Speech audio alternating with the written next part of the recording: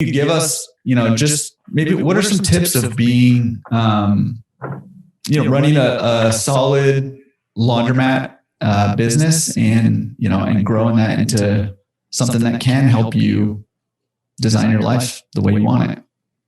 Sure. Well, that's one of the things that probably hasn't changed a whole lot over the last 30 years is, some of these basic underlying principles. And you had kind of previewed this question for me, and I'll just tell you just the first couple things I scratched out in no particular order about, kind of recipes for success.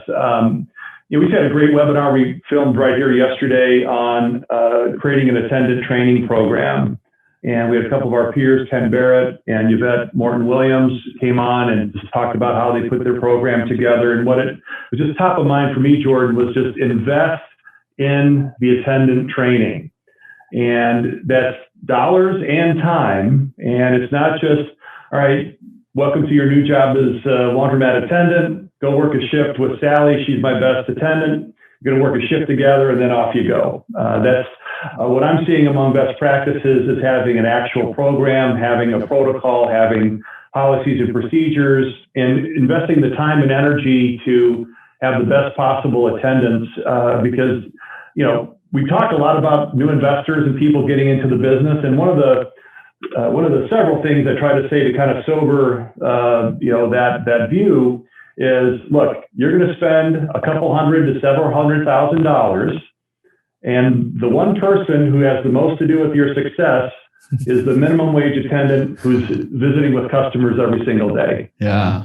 Right? It's not you. We used to talk about that, right? You're not going to be there all the time. Yeah. So I think that we need to reapportion the amount of time and energy we put into having the best attendance. So that was top of mind tip from yesterday. It's good advice. Good advice. Yeah, the modern thing that popped on here as it relates to promotion and marketing is there's a lot of things you can do. We can help you, Jordan. You can help customers with the marketing. But the one thing you need is a perfect Google listing. The Google Maps, Google My Business.